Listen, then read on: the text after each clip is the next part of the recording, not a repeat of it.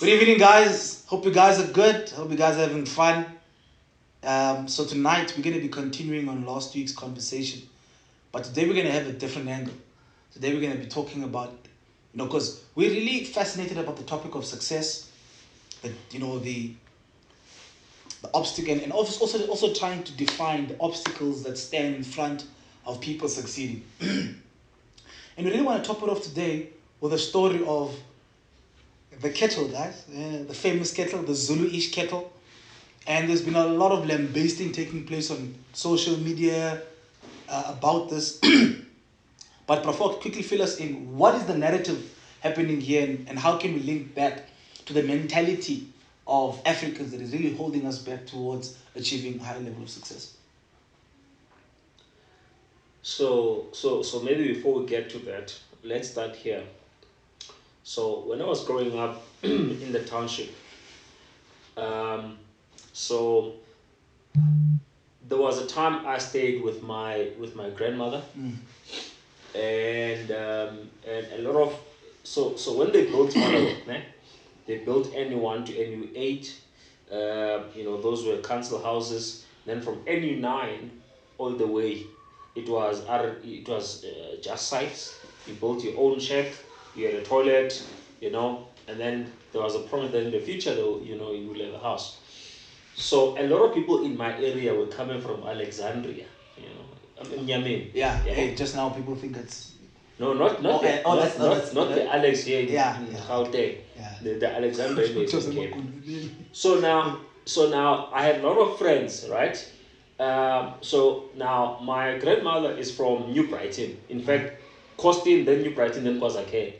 Okay, well, the people originally from Costin. Yeah, black people stayed in Costin, Fairview. Oh, is it? Yeah, before Costin, then they were moved to New Brighton. So the mentality of people was just New Brighton and all of that. The original people. So and then my mom was born, when my grand was staying in New Brighton. So, she grew up in New Brighton. So this is what used to happen. We're playing outside with other kids, right? Playing marbles, whatever we're playing with. And all of us, we are dirty and so forth. And my mom had this thing of standing in the door and just yelling my name, my let's take this in English. Nickname. My nickname, yeah. Is it a nickname? Yeah, well, it falls under the nickname. Oh, it falls. Okay. Yeah. No, that's so crazy. That's so crazy. But there's a nickname. But we can't escape that. We're wasting time. Yeah, guys. We're wasting time. So my mom would call me, and say, Don, and she won't just say my name. She would say, Zoki Papa, or Izovas. Yeah, so and these guys would make fun of me. They'll repeat the sound and mimic my mom, saying Don, Izoki Papa, and they would make fun because no one was calling their name to come and eat porridge. Okay. No one was calling them to come and wash. You understand? So and if I have a new pair of techies, a new pair of tracksuit, they would make fun of the new thing. They will find a way of making fun of the new thing, right? So that I don't feel, proud of whatever. You understand? So as a kid, you haven't really developed, some strong sense of, being an independence and not giving a damn. You understand? So and this thing would affect me growing up, right? And I didn't understand why up until I became an adult as to why those kids are actually doing that. You understand? So it was their way of defending whatever, what was lacking, that they saw. So they had to find a way of making that which is good not to look good, so that they can justify them not having that. You understand? It's like growing up, when you've got rich, you've got poor people, right? Poor people sometimes they'll make having money and being rich like it's evil. You understand? That rich people like this, at least they sleep. You understand? They don't sleep at night and stuff like that. I mean, we all know the stories, right? Someone was walking, now they buy a car. guess what's going to be the comments? You know, yo, he doesn't know the cost of petrol, the cost of service, you know, this car can be stolen. So people will have everything negative to say about that person having migrated from, you know, having a 2x2 to now a 4x4. You understand? So people always, right? Someone leaves the township to go to the suburbs. What do they say? He's coming back. He doesn't know the rates, you know, and it's lonely that side. You know, it's too quiet, and he's gonna come back. You understand? So they say all those things to make themselves feel better. Do you understand? And make whatever progress you're making to look bad. So now, coming to the context of what is happening with the Zuluish cattle. So this guy, apparently, you know, he's found a cattle. I don't know where he found it. And then he rebranded the whole concept, right? And rebranded it Zuluish, right? So you've got two camps. Others are celebrating that, you know, that was a great move, right? You know, creating your own brand from nothing. And on the other hand, you've got people saying, Mara, it's fake. You just found it online. Is it a premium? I don't know what it costs. For me, it doesn't even matter. Do you understand? No, I'm just trying to say that, you know, because oftentimes, I'm not sure if you've noticed, whenever a black person releases something and it has a premium price, a lot of people saying, he's catering for the rich again. Yeah. You know what I mean? Yeah. So that's why I just thought I should ask. That's interesting. We can actually look at the price. That's very interesting because that does happen, right? Yeah. Again, it goes back to this whole narrative. Because people can't afford that, they must find fault with that. You understand? People will find fault with Umaklosa, the clothing line. But again, prices depends. Like for instance, if it's a mass production, chances it's going to be cheap. But if it's not a mass production, you only produce two. The cost of producing that are becoming more expensive. Therefore, you have to make that money back from the price. Yeah. So we've got two camps. You know, I don't know what you guys think. Others are saying it's a good move. You know, well done. You know, and others are saying it's a rip-off. You know. For me, it doesn't matter whether he manufactured the cattle or he took it somewhere else. What matters to me is that guy is going to make some money, right? That's the first thing that is very important, because people go to work. Why they go to work? They want money. People start businesses. Why? They want money. People do, like, so some things are illegal, but in the reason behind that is because they want money. So personally, you know, I applaud that guy. You know, I wish I could see. I don't know his face. I'm gonna Google that because, you know, it takes a businessman. Even if they say he took it online and then rebranded, it takes a businessman to see something online and to see a business out of that product, right? Yeah. Because he saw an opportunity there. You know, that needs to be applauded. It does not matter what he did. The fact that he saw an opportunity, that is very, very important. You know, because that is the mindset that we need to have. Whenever you go, wherever you go, you need to, in whatever environment you go to, you need to see what is happening in that environment. You know, what are the problems that are there, and what solutions can you bring. So the guy saw a product, or maybe manufactured a product, and thought that, okay, this product, I'm gonna take it, I'm gonna sell it, you know, to the market of South Africa, you know, because probably we don't have many South African products in that, what do they call it? What do they call these things? No, appliances. You know, maybe we don't have many appliance products in South Africa. You know, so I applaud him. You know, even there's this guy with the shoe. But no, drip. There was also a trend that he also stole the design in China. Wait. Let's sometimes we tend to use words loosely. Stole. Stealing is a crime. If you steal something, you must be reported to the authorities. The question, did the guy steal? No. The guy saw an opportunity. Exactly. What is an entrepreneur? Let's Lonabo will help us with that. Let's define entrepreneurship first. Exactly. Then we'll be able to talk about these things. Because most of the people, they don't understand what is an entrepreneurship, because some of the people, your thinking is from consumer level. And again, with consumers, it's levels. Because for you, if you are a market of jet, to buy a jet store, it's okay, there's nothing wrong, because your pocket afford jet. You don't have to comment about Edgar's. Yeah. The same with Edgar's, you don't have to comment about Marcos and you know it's and Louis Vuitton, it's levels. Yeah. And on top of that, here's the thing, most of the people, you still remember growing up, we used to wear network Lenovo. You'll remember network. Oh, network. And from Jet. Yeah, from Jet. Jet project. And people that were wearing Levi's at that time, it was like, yo, I will never waste money. Wear Levi's. How, you know how much is Levi's? Levi's is expensive. But again, the word expensive is subjected where you are. Yes. So most of the people, you meet people baba, what to call it? Baba network, baba jet. It's okay. It's okay.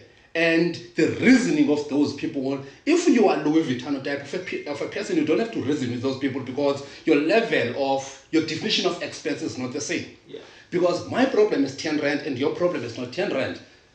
Both of us are talking about the problem. They have got problem, but my problem is 10 rand. Your problem is 100,000 rand. But we're talking about a problem. Both of us are about the problem. You don't have to buy the Zulu cattle if you can't afford. It's okay. Like for instance, most of the people bought this thing. Smack. Why did you bought Smack? Why did you bought Smack? Peer pressure. You said it was peer pressure. Of course. I don't even know the value of peer pressure. Why I bought Smack. And I don't think we should run away from that. Yeah. You know, many people make you feel bad for buying expensive stuff. Yeah. But you know, at the end of the day, you get two kinds of people. You have people who will go and buy things, expensive things. Then you have people who go and buy expensive art. Yeah. Yes. You know what I mean? Like, can comment on that. It's very important. You know, I hear this guy, who's expanding. He was talking about this thing of buying like expensive thing.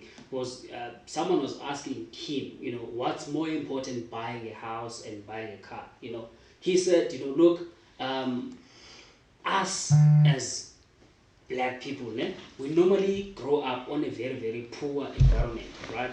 So we don't get these things. So all of your life you've been ridiculed, as he was saying, right? You've been ridiculed all of your life for not having. So now when you have a little bit of money, you know, you want to buy this thing because why? You want to. You buy back your dignity. Yes, As a human being. You want to feel good. Yes. Because he says, this guy, look, you know, yes, I might have a big mansion, a big house, right? But I spend 3 hours at my house. I spend 10 hours in Sandton, in Midrand, looking for businesses, trying to work. So in that 10 hours, let me enjoy myself, right? Wearing the expensive things. I cannot take my house to a business meeting, right? But I can take my BMW to a business meeting. At least when I arrive with the BMW, I'm going to be a little bit respected as compared to when I arrive with a Tez. I'm coming from a big mansion. Yeah. So if I buy expensive things, let me be. If I buy expensive car, let me be. Yeah. Because that's where I spend the most of my time. Yeah. And look, it's money you didn't steal. Exactly. It's money you work hard for, right? Exactly. And we might have varying definitions of how I'm gonna reward myself. If for me that's what makes me feel good, it's wearing a Gucci. Let me buy my Gucci in peace. Exactly. Right? and if you're gonna regret it, it's gonna be your regret. Exactly. It's not Yes. our regret. Exactly. It's your regret. Exactly. You know? But I Even think if they maybe tomorrow you're gonna go broke, no one is gonna come and say that, okay, oh, you are our responsibility. You are still your responsibility. Exactly. Your decision, your choices are yours, and you need to own your choices, I think whether good or bad. I saw a statement where someone said, I want my future husband to know that we won't be buying Versace and Gucci, we're going to be buying properties. And then the thought came, but why not both? You know what I mean? Exactly. Like why not both? Like why do you have to choose between? It shows that, you know, people actually see people that to her sounds like wisdom, Of course. but that wisdom is coming from a lack mentality. Mm. You understand? It's coming from a lack mentality that she might not even know that she's got. Yeah, and we live in a society right now. Yeah. I was gonna say exactly on that. You reminded me. There is no escaping the fact that we are living on this materialistic world. Oh, yes. And as long as we are living in this materialistic world, you can say until you're blue in the face that don't judge a book by its cover. You understand? We agree with the sentiments of that statement, but the truth of the matter is that people are people, right? And people will judge a book by its cover. You know? And it's a subconscious judging. Exactly. It's not, you don't even think about I'm gonna judge you. Exactly. Just look in, and then automatically, I go put you in a category. Exactly. So we're not saying people should go broke and trying to, Look rich. do everything according to where you are. To each one his own. To each on his own. Yeah, I think, and just to going back again, we also can't run away from the fact that from the Maslow's hierarchy of needs, the highest need is significance. You want to feel significant, and a lot of people showed Bill Gates wearing an outfit of $225, right? How true is that? Ulondani actually posted something. Yeah.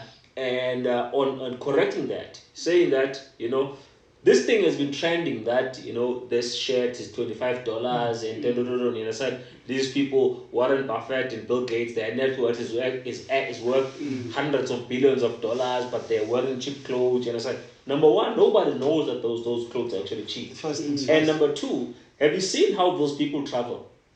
You understand? So they see, we all indulge on different things. You understand? You might see, I've got a lot of white friends, right? You see a lot of white people, they might not necessarily wear Gucci and all of that, but they've got somewhere where they actually spend a lot of money ridiculous, we went hunting, hey, we want to, experience this thing of going hunting. These guys go on hunting trips maybe twice a month, only to realize that to shoot what is this thing?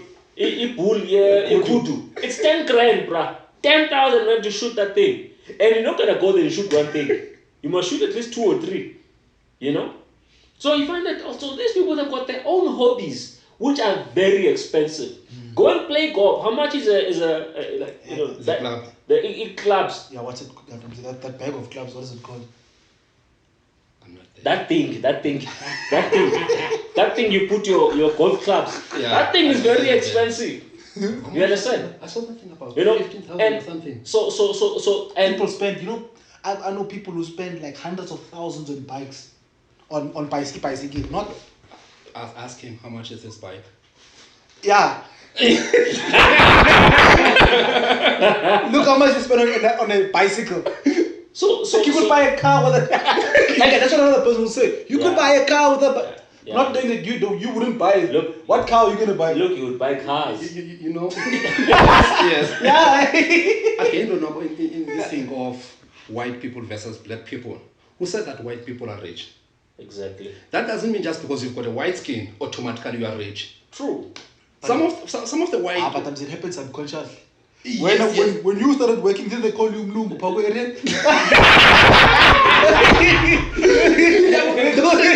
The problem is those stereotypes now. Yeah, sure. Assuming that just because the person is wearing the cheap jean, the chap in the mall, but yes, but all to find out this chap can't even afford to buy a Levi's. Not that because he doesn't want to, it's because he can't afford. You see this thing of that white people don't spend on clothes. It's not true. I remember when I was working at Mr. Priceport, there's a guy who came. He was looking for Crocs. You know Crocs, right? Those plastic shoes, very comfortable. I said, no, we don't sell Crocs, He said, no, man, you should be selling. At least you have an outdoor side. I said, no, we don't sell Crocs, And then after that, I think the following day I was off, and then I was doing window shopping, and then I saw this outdoor store. And then when I went in to look, I'm just curious. And then I saw these Crocs that this guy was talking. I was like, oh, these Crocs. So when I looked at the price of those Crocs, they were 3,000 rands. It's just something to put your foot in and then you just walk. Right? It's not something that you can go to an event with. Yeah. You know, it's something that just Yeah. you can wear and go to the bush. Yeah. All right. So he was buying. We usually wear slopes, all those things. Those things that we normally buy is about 200, 300 rands. But that guy, something similar to the one that we wear, Yeah. right? His is 3,000. Wow. But because he doesn't have the brand name, he doesn't have the Gucci or whatsoever. Yeah. So people think that it's not expensive because Yeah. it's not branded. Ignorance is quite interesting, right? Mm. Because I mean, when we were going to Iceland, right? We went to the shop, this outdoor shop, to go and buy stuff. Damn, those Outdoor things are things expensive. Yeah. are expensive. Outdoor things. You know. Yeah. So it's ignorance. And I think it's partly also with not being able to identify with greatness. There's something about people that doesn't identify with them when something's great. Yes. Like there's a part of me, if someone else is winning, even they're winning in a place where I'm not in, my initial response is to identify with that person. Like there's something in me that jumps when I see another person winning, when I saw another person having. I don't care if you bought it on credit. I don't care if you had it. I don't care. I just like the fact that you have it. You know, Yeah. like that's just me. And this has happened a lot of times where, like even with this boy, with Zuluish, the fact that it was bought on, it was pasted, it was like this guy did something that all of us are talking about right now. Like that to me, that's like At least with this Zulu something, it has a face. I don't know, but it has a face. They say that's a South African. Yeah. But with Smack, I don't even know the face of Smack. But people are buying Smack like crazy. yeah. And it's a cattle like any other cattle. It's a brand like any other brand. But if the guy decided to up the market, it's okay. If you can afford, go and buy it and support the guy. Look, Yeah. look, I love the guy. I love. This is the guy. It's a pity we can't show the viewers. Okay. This is the guy. Yeah. Oh, okay. Yeah. He's a young guy. Yeah. I wish someone can Is there a name? Yandisa Zulu. Yandisa Zulu. Yandisa Zulu? Guys, check out Call it Yandisa Zulu. Yandisa Zulu. Yeah, check out Yandisa Zulu. Follow that guy. Go and buy the cattle. Buy the cattle. I'm buying. I'm buying the cattle, by the way. Zuluish. Yeah. Actually, We're going Zulu now. We have to really. We're gonna buy it for what for? Because what are you gonna do with the snack? Are you gonna use both or sometimes this one? Oh, no. The other one is in the office. With Zulu is only a cattle or it has I toast. think it's a kettle. No, it's only just a a cattle. cattle for now. Yeah. No, For buy now. it. Buy it. Okay, I'll buy the We'll see cattle. what I'll see what I can do with the cattle. I just buy it. You don't have a cattle in your office, right? Yeah, in my office I don't have a kettle, then I you can will use buy it. that kettle and use it in my office, yeah. Yeah, so Where can I buy Zulu? I will check online. We'll check online, Okay. guys. We will share whatever we find. We'll share online. So, but one thing I want to to any step towards entrepreneurship, any step towards self-determination, any step towards let's say this guy this business grows and is able to employ another 50 100 people. Yes. South Africa right now, our unemployment rate jumped by 1.8%. We're the highest in the world now. We are the highest in the world right now. Wow.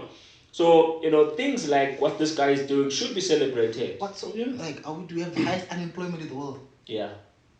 What does that mean? Like, So it means for every for oh, okay. Is it a population ratio? yeah it's a percentage. Yeah. Hey, that's sad, guys. Yeah. So I mean we've been saying for a very long time that it's coming, guys. It's coming, right? It's not gonna stop this thing of unemployment. That is why they're talking about the universal basic income grant. They've been talking about it for years, but it was first coming from the billionaires, right? And you know how things start from there, and then they cascade, eventually carry to the politicians, right? So the politicians right now are conceding that we need to have the basic income grant. Unfortunately, they're gonna take from the employees to actually pay for that basic But what if income there's grant. no more employees? Then there's IMF, International Monetary Fund, and governments they don't mind just borrowing people. Borrowing money. So you can become ever indebted to them. Yeah. So, Sure, that's sad. So, if there's one thing, guys, that, I mean, if you remember from the last episode, we spoke about this, the fact that, it is very important to be able to self-determine, because there's a lot of other things in your life that tend to be hang in the balance because you are not self-determined, if, for example, now, let's say for whatever reason, you don't believe in getting the vaccine, right? As an example, right? But if your employer says you must get it, what's going to happen now?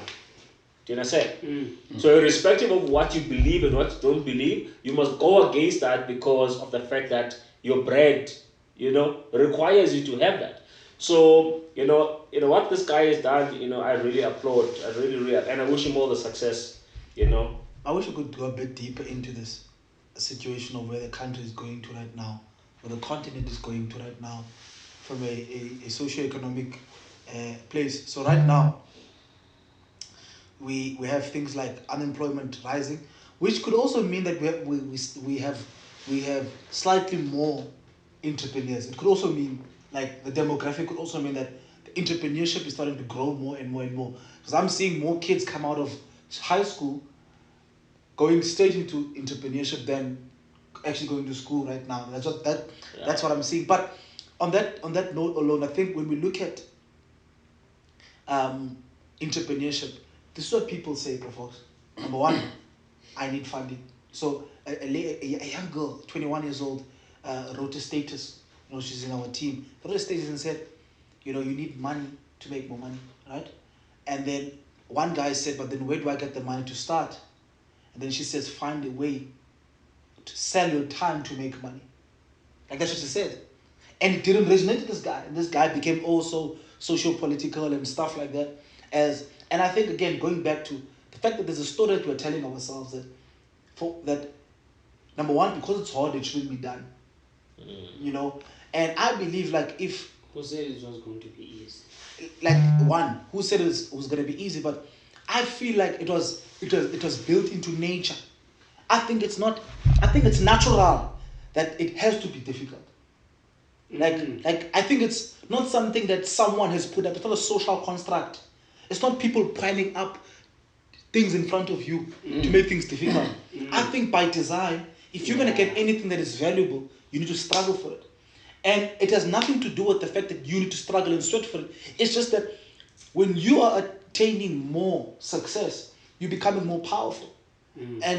But power needs resistance. You need to, part of you to be resistant. When you struggle for something, whether it's a woman, whether it's like anything, you value it much more. There's a comment. What is the comment saying? Read it out to them. Sis Kwanzaa said that, thank you. I've always said the same thing about people saying rich people wear cheap clothes.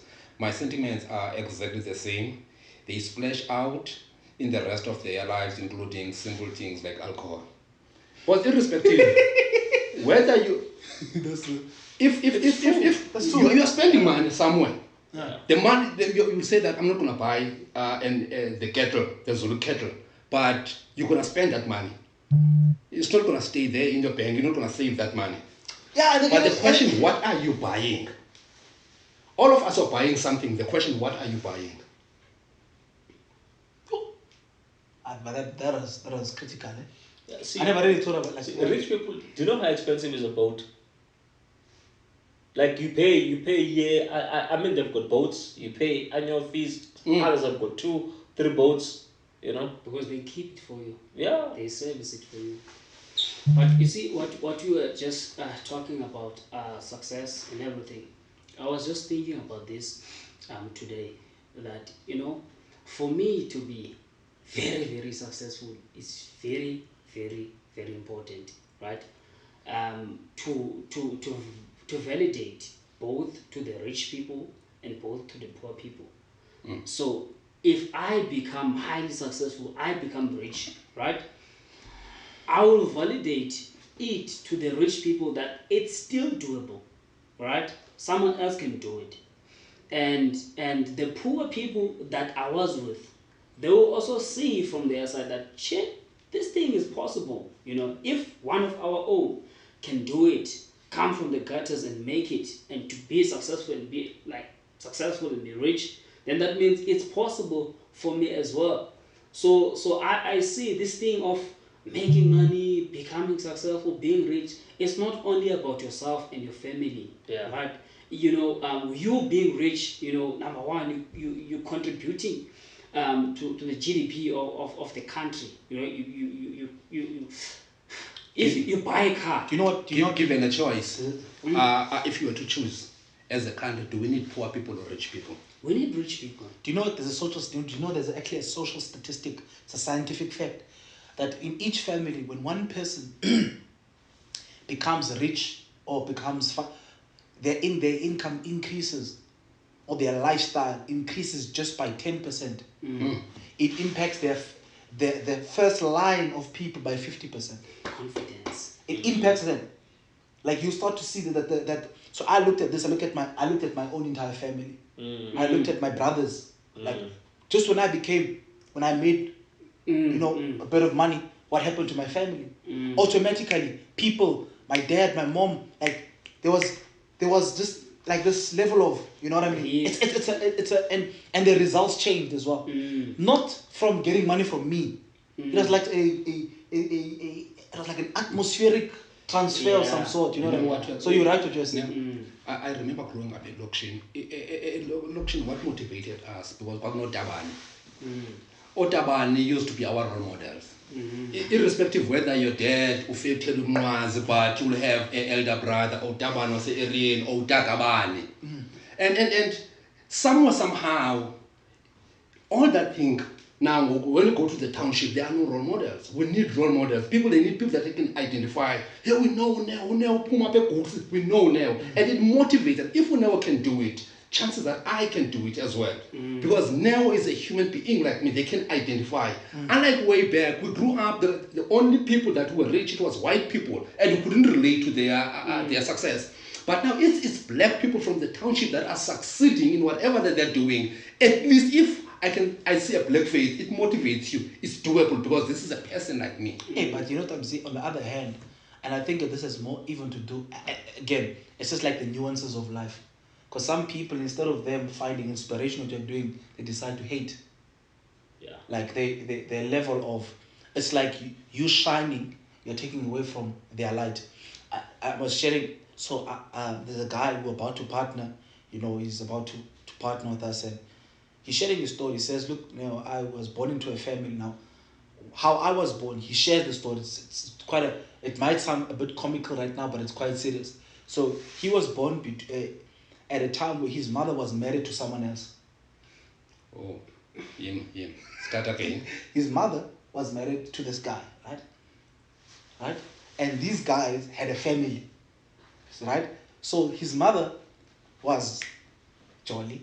Found someone, right? And then that person at the side, the side dish, then he was born doing that. Okay. Like that thing, right? But the father forgave the mother and brought the child and took the child in. Oh, you know what I mean? Oh. Who's married to him? No. Let's say that. I'm trying to understand. This thing. These two people are married. Ne? The mother of this guy is married. Yeah. But the mother decided to go and play outside. Yeah, just a bit. And in that process, outside, there was him. How did they discover that? What do you mean? I don't know. It was figured out, and no. Sorry, let me narrate the story first. There was the first child, which is, so this mother was playing around with this one person. So there was the first one, which is his older sister. Okay. With the same guy. But the outside guy. Yeah. But the older sister, when the Uma... They couldn't pick it up that she was. So she hid the child. Okay. And therefore the mother and the child never had a relationship. Because she hid the child. The first one. Where? With the father? No, didn't hide with the father. Like, the family of the mother hid the first child. Okay. Okay. Yeah. so that it may not break up this. For the 9 months, Apparently, they couldn't pick it up. They couldn't pick it up. Where was this guy? I don't know. I think this guy. I think there's something with this guy. Right? Or maybe this lady went. I don't know. But when you are married, chances that whatever comes out of your woman, it's your child. Yeah. So so he was the second born from that lineage of breakage. Of playing. It does. So did I tell you? Yeah. And so No. Wait, the brother and the sister, they're from the same father and same mother. Yeah. But the sister and the brother never knew each other because this one was being hidden away, the first one. So when this guy found out, Which one? the real, the It's husband, supposed to be a father. the husband. Okay. When he found out, when he found out about the young, firstborn. no, the young one. I don't know if they know about the first. Okay, you found out about the young one. The How young did you one. find out? I don't know, but he found out, and this one decided to forgive the mother and took the young one and became part of this family. Okay. So they grew up in one house with the children from marriage, which there were 3. Wait now, like asking questions. Does the guy, the father, has any kid? Yeah, I know he has 2 kids Where? with their mother. Where are you going with this story?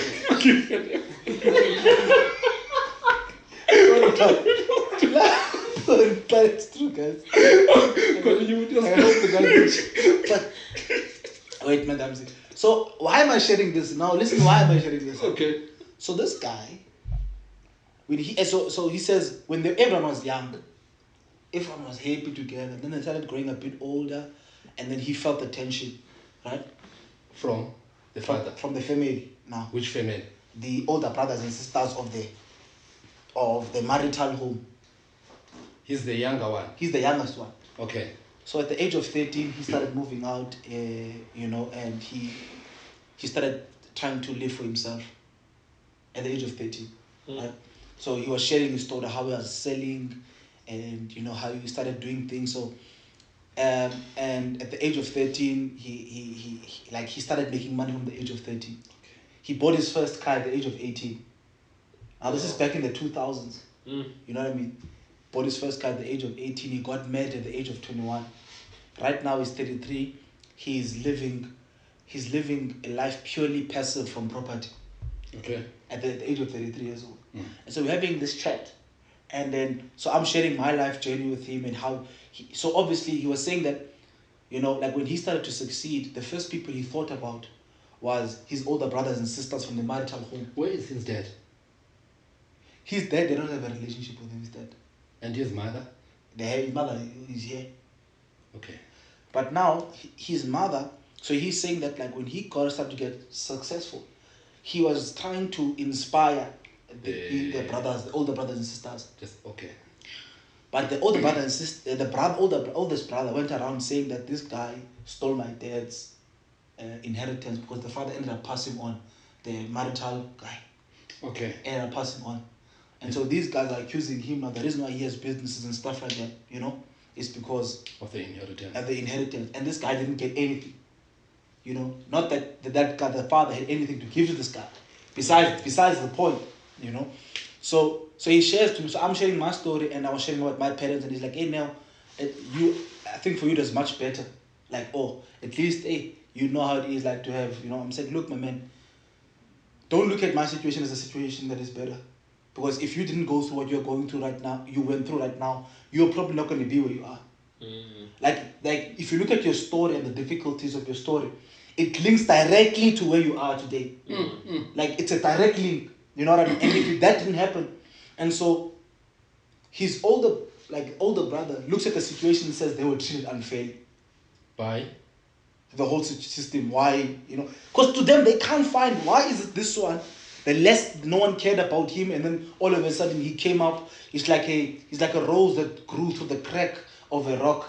In the words of Tupac. You know what I mean? He was the way how he turned out. He was not supposed to turn out. Says who? According to his brother, circumstantially. Look, I relate to that. I relate to that 100%. Yeah.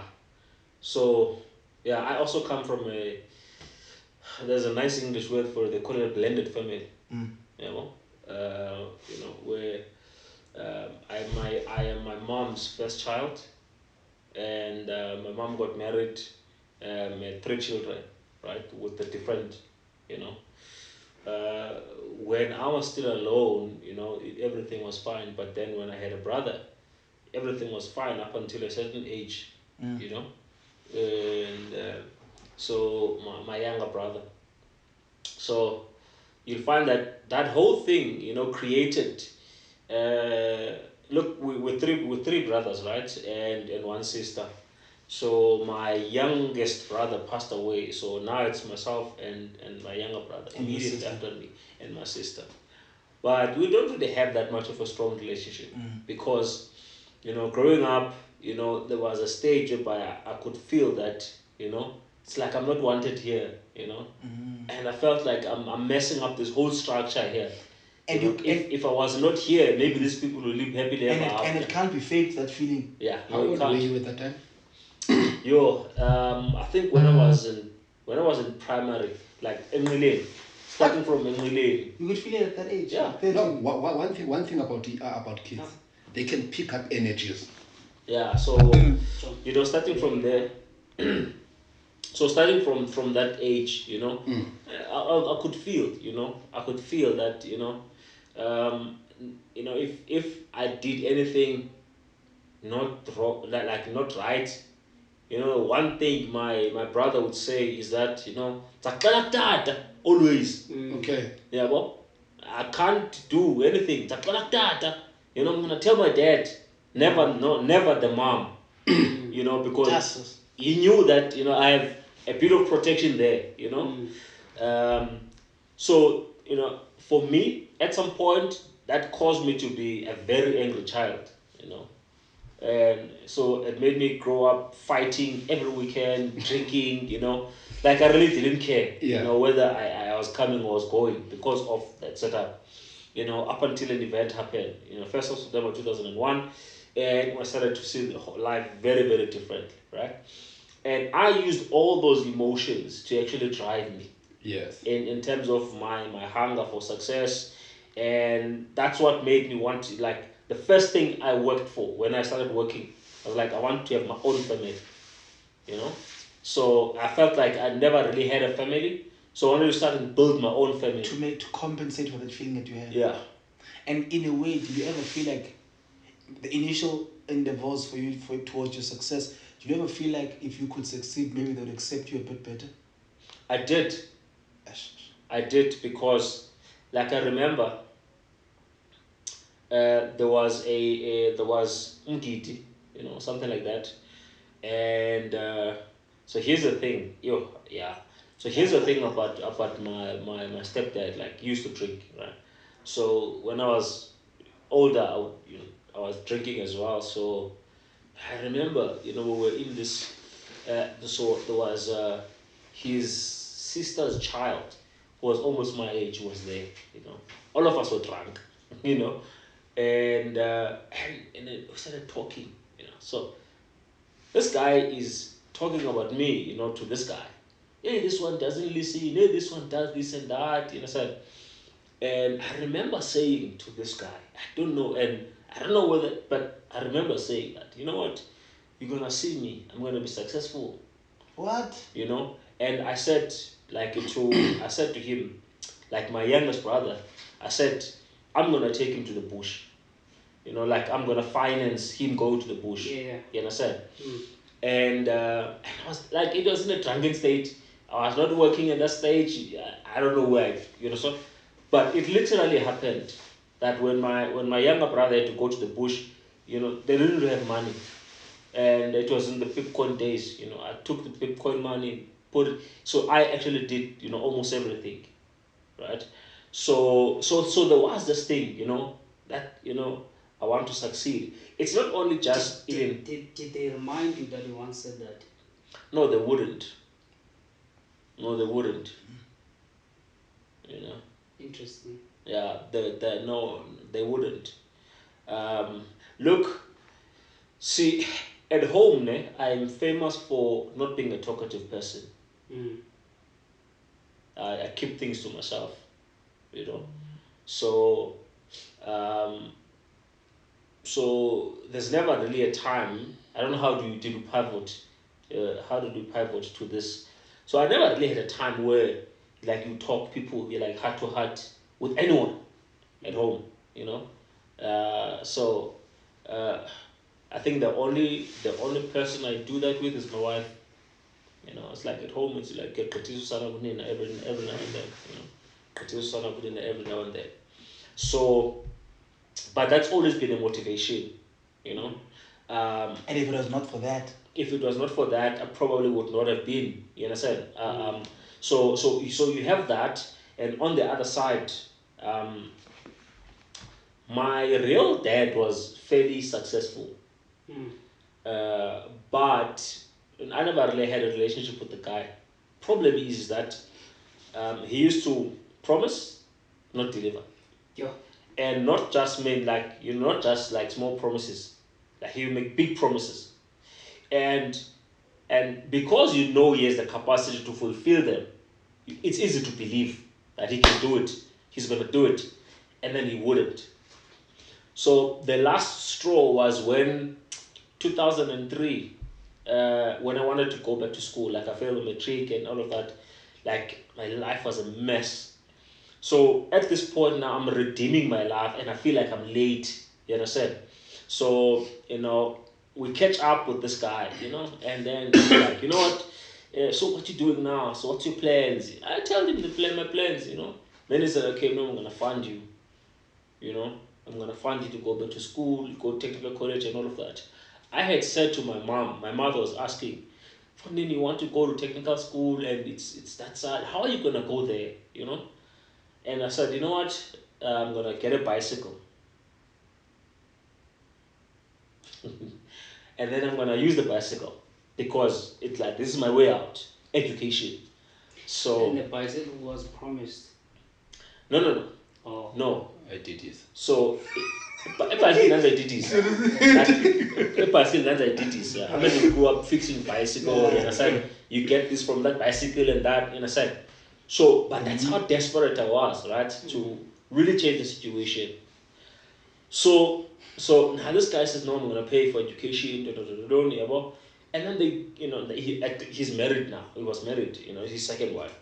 So and then they lay all these rules, you know. Okay, this is what we're gonna expect from you. You know, the result, the report must come here. So I was like, I'm okay with that. Just pay for me to go to school, right? I'm okay with that. So fine. And and then they agree. Okay, now they're gonna do that. Then we set the time. Okay, on such and such a date, it's the registration date. So I'm gonna go to this guy, walk from NU9 to NU7, and then, nothing you knew was doubting. No. So remember, I told you must always have plan B, C, D, E. Probably that's where it comes from. Okay. You know. That is why I'm asking. Yeah. I'm asking all of these questions because I never had it then, but that experience taught me. And so did many other experiences. So what happened was, so I wake up in the morning, very excited. My day for registration to go to school. So I go and I'm supposed to meet with this guy. This guy's nowhere to be found, and he had a business where he was selling like bulk paraffin. He had this bakkie like with the with the huge tank at the back. So when I get there, I'm like, hey man, I wait for this guy at the bus stop. Hey, come number a child.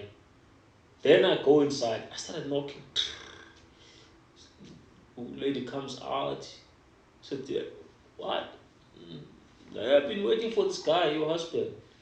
I go, no, but you know, he's supposed to have gone already. Like, what happened? And then she tries to phone him, you know, no answer. And so eventually I left. You know, left. Hey, disappointed, angry, you know. So now, later that day, I had to go back there, you know, to find out, you know, when I estimate that it should be home now. So I went there. Funding, what happened? You know? So growing up I was told this guy doesn't drink and smoke. Like that's how he roll. I think he was drunk that day. Like he was a bit like, you know. So I go there and I said, this guy says, doesn't say a word. I speak to the wife. So I ask him, so daughter, what happened? And this guy just simply said, look, bruh, anai mali. Oh. Like, when you promised, you know, registration was today. And it's one of those things, you know, Mose, technical college, you know, if you go the following day, you might find that you don't have a place. Yes. When you promised, no. This guy said, look, bruh, I don't have the money. Do what you think is right for you. Jesus. So, luckily at that time, it was after the encounter with God. Because I could feel that the old Lonabo was, you know, being resurrected. You know, when the undertaker, you know, bamnyama, you know, and then you hear that sound, I could feel. And I looked around, I saw there was a nice vase next to me. No word of a lie. So there was a nice vase next to me. I'm like, how the hell do you tell me I must see what I'm gonna do? You know? I'm seeing something. So, and I was so angry, bruh. Like, I could have, you know, done something there. But something was like, you know what? God will make a way. And I went out. And at the gate, he had to come and lock the gate. You know? So at the gate, now I'm staying in NU9. Opposite my house, there was a shop. You know, so he used to go and pour paraffin. He used to sell them like paraffin. Then I said to him, if ever I see a shop, I'm gonna kill you. Literally, that's what I said.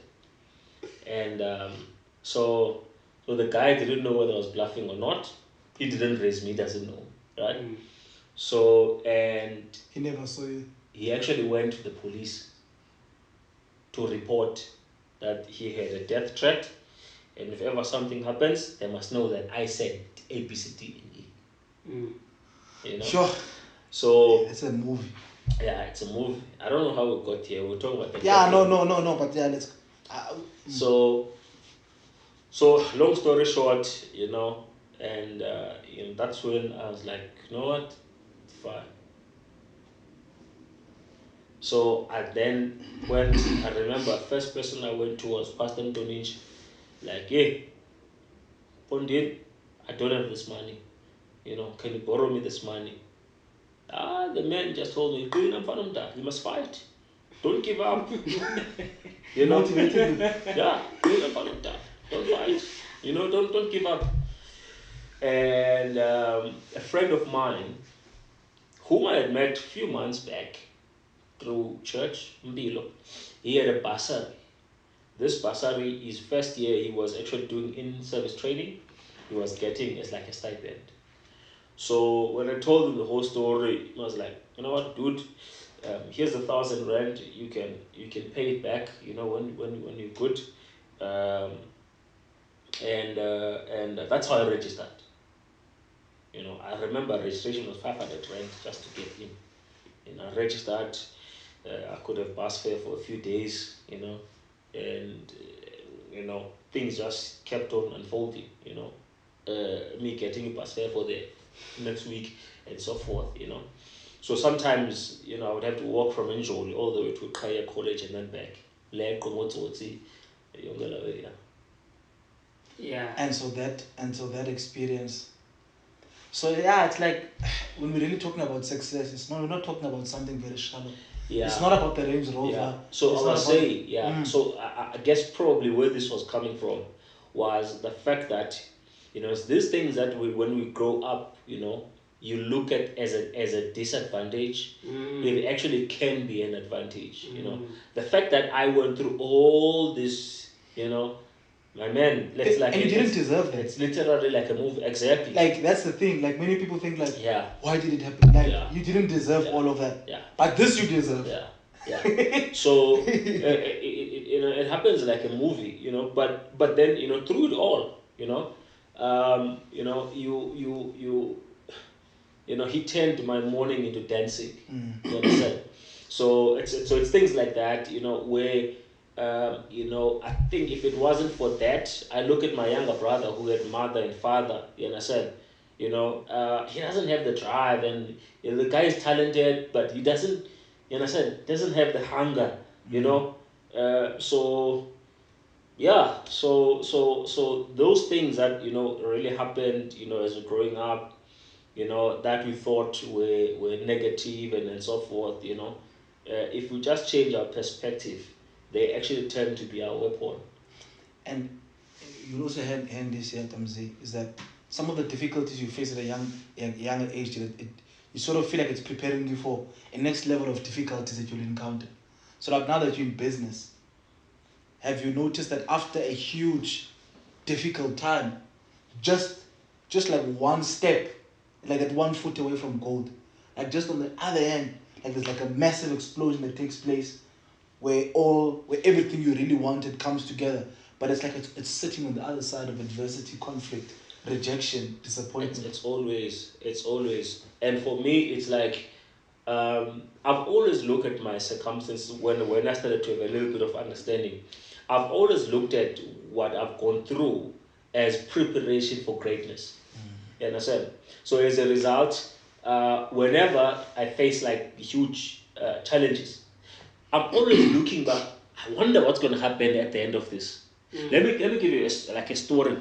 When my younger brother, right, my youngest brother who passed away, I was more closer to him than anyone in the family, right? Because so when I was hustling, he would actually help me out. Like, I would buy a house, have to fix this and that. So he was always there for me, doing painting and helping me, when he had the time. So we had this thing, So now when he passed on, it hit me hard, hit me hard because somebody stabbed him, right?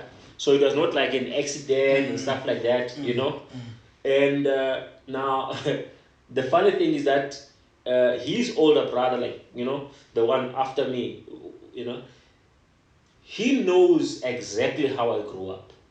He knows some of the stuff that I've done, that I've been through. And this guy was like nudging me for revenge. It's like, no, dude, I am so over that. I've got a family now. That old Lonabo is dead, gone, and buried. You understand? I mean, back in the day, we could have found that guy that very same night. And planned his funeral that same night. You understand? And, Gucci was gone, Smatar. Yeah. You understand? Yeah. So, but I was like, no. I was so tempted. I remember. Yeah, the camera is on. So, I remember, I actually took up arms, ready to go. And I cried. Like, no. There was like something in me, like, one. Yeah, So I was like, ish, yeah, no, dude, leave this, So and I left it. So I left it. So I was saying that to say, so when he passed on, I was like, what's the next breakthrough after this? Like I mean, you can't go through this pain for nothing. Yeah. You understand? Like, what greatness is at the end of this? So I was like, no, man, there's no way, just not possible, because he passed on, my grandmother passed on like few months apart. It's like, no, man, it can't be. There must be something great at the end of this. Sure. And lo and behold, my life completely changed like nobody's business from after those events. And but it was one of those things, when you look back, you're like, hey, these are the only two people I wish they were here now to see this. Witness. Yes. So yeah. Yeah, yes. I think I have a similar experience. Someone that I was very close to was my grandmother. It's one person that I really, really wanted to make proud. She passed away in 2010. Because I was very naughty growing up, and she always I brought her stress each and every single day, you know. So when I changed, stop being naughty, you know, I wanted to do good by her for all the bad things that I've done to her, the stress that I've brought her, you know. So yeah, it's the same, you know. You get to a certain level and then you wish I wish there was someone that could witness what is happening right now. But unfortunately, Yeah, such is life, eh? yeah. Yeah, such is life. And But this is a You know, beautiful conversation. Yeah. the sad thing, Mr. Check, Yes, sir. when you are going through these things, you don't know tomorrow. You don't know the future. You think it's an end of the world. And mistake that most of the people, they are not present. Whenever you're going through fire, sometimes you want to quickly get out of that. Not knowing that going through that fire, it's a preparation. The thing is, that fire is too hot to me. Yeah, it's not easy. It's not Unbearable, easy. that fire. But when you have gone through that fire, there are moments in your life, Neo, probably you will remember, there are moments in your life you wish you can go back and learn a lesson from those days. But you can't. Problem with people, they hate their environment. As a result, they want to quickly jump out. you know, like when those things happen, you feel numb. Like, you know, That's it's like you're in a dream. Yeah, you're like in a trance. It's like someone can wake you up and say, no, it was all a bad dream. Yeah. You understand? It's like you don't feel days going by, you don't feel going through the day. You are so numb, you know, as to what is happening around. It's like it's one bad dream, you know. But it's life, it happens. You know, like so there was someone who was saying to me, I think last year. So what happened? Remember? So my sister passed on the Thursday. We had a seminar on a Saturday. I had to go home, and then 2 weeks later we have to bury her. A week and a half later, I get married. 3 days later, my mother-in-law is hospitalized. 3 days later, she's out. But the same day, my mother gets hospitalized, right? And so people are like, but how are you? I think you're also calling me. So, like, honestly speaking, to me, it was like, I'm waking up, I'm going to the next challenge. Like, it was a you are numb. You're not feeling, you know? I like the word you use. You are not numb, you are not feeling anything. Yeah. That's what maturity is all about. Emotional intelligence, it means that you have gone through and you have learned the hard way to deal with emotions. As a child, whatever that you feel, whether pain or good, you express yourself to that. But now that you have gone through all those things, you know the good time and you know the bad time. And you have matured. That's what some of the people, they call emotional intelligence, maturity. You have matured. As a result, when those things come, you no longer feel pain because you've been there before. And most of the people, instead of taking the pain, what do? We pay it forward. We don't want to own it. We pay it forward to blame. And we want to hide. Why me? But if you are going through that, it's not easy. You go through of those things and you enjoy every process of your life. And you learn from those emotions. There are so many things that have happened to us. Some of the people, when they see you celebrate, you're buying your Gucci bags, you're buying all this. They don't know that you are buying back the feel good, because childhood, you wanted your mom to buy a BMX, you wanted your mom to buy a soccer boot, you wanted your mom to buy all these things. You've never experienced those things. Adamzi, quickly, before we go on, and I think as we maybe finalize this question, how important do we think it is, especially for us men, to go back and relive and recreate in a way those boy-like desires, those childhood desires? Like, how important do you think that right now, as the more successfully we become, that we actually are growing? As we grow old, we're actually going back to that state of, I want to. You know what I thank God for right now? Sure. You know, is so I'm going back there. Sure. You know, and you know, I've started experiencing that, and I want to go deeper. It's like you know, I feel it's like it's I can resonate. I want those. I mean, growing up, you know, we would go to a Kamtolo, You understand? We were adventurous. Yes. We were daring. We're living life to the full, living in the moment.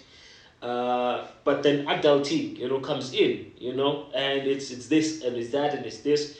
So it's like, for example, the bike, you know, uh, you know. So I started enjoying. I used to enjoy bikes. I used to enjoy riding bikes. BMX and all those things. And I said, So it's like you're correcting the past somehow. exactly. And the thing is, people get to where we are right now in terms of reliving those things at the age of 60. You understand? Yes. And you don't have time. Your body, can't. And I said, yes, I'm no longer a teenager. I can't do the stuff I used to do, but at least I'm there. I'm so fresh. I can still Yeah. do stuff. You understand? So and I thank God that I can do that now. I'm able to do that. And Your cup is being filled now. It's like I'm it's telling like you, bruh. you know what I mean. I'm telling you, it's like what we were talking about the master today. The fact that how do you find finding a balance between enjoying your life now and being responsible for tomorrow. So I used to hear people saying this growing up or some time ago. When I was at university, this never made sense. Find a hobby that's gonna stimulate your brain. Find a hobby that's gonna make you remain healthy. Yes. And you understand? And like, hey, dude, There's time for I don't have time for those things. I'm hungry. I need to work for my future. Yeah. Then I said, not that one has arrived, but now at least. I can go and practice golf. I can go to the gym and have a personal coach.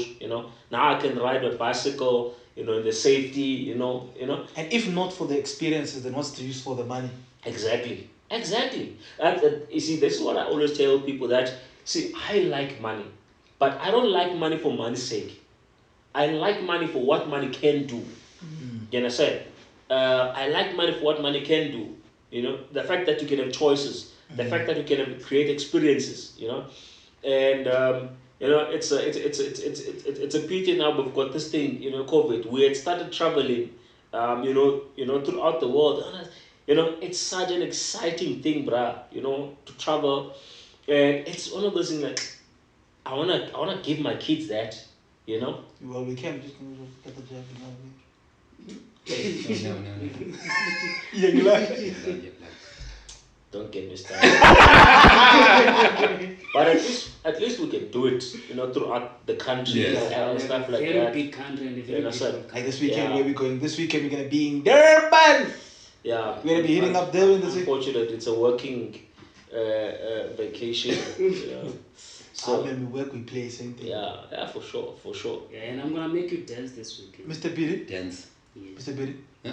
like you. So, how has money helped you relive those childhood experiences? Yeah, man.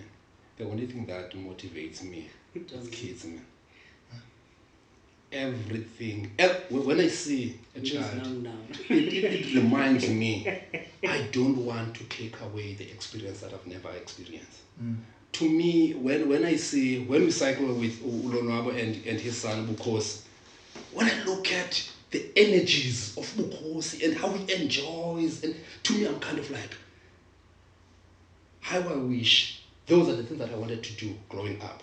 As a result, for me, the protection of my kids, the protection of my sister's kids, I will do whatever it takes to protect them. As a result, when I would look at my sister's kids and the love that I have for them, and I'll be like, no. Remember, they are not your kids. They have got their parents. Don't take away the dignity of their parents and try to substitute them. But at the very same time, I'm kind of like, when I look at my daughter every day, that's the only thing that motivates me in life. That's Because I know I wanted to live the life that my daughter is living today. I wanted those things. Yeah. And to me, I'm kind of like, all the things that I've never experienced, I wanted to experience. My daughter must experience those things.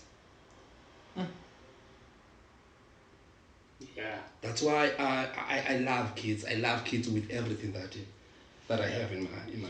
Yeah, so I once had a phone call in there. This gentleman, I don't know him. He's in the business. He's not even in our team, right? But he sees us, and this guy phones me. He says, hey, Mr. Follow, hey, I see you guys are doing well. Da, da, da, da. And then he says, but how do you guys get motivated? And I could have, gave him some philosophical, you understand? And I said, it's very simple with that. Do you have kids? Yes, I do have kids. Look them in the eye. Do you understand? Look them in the eye.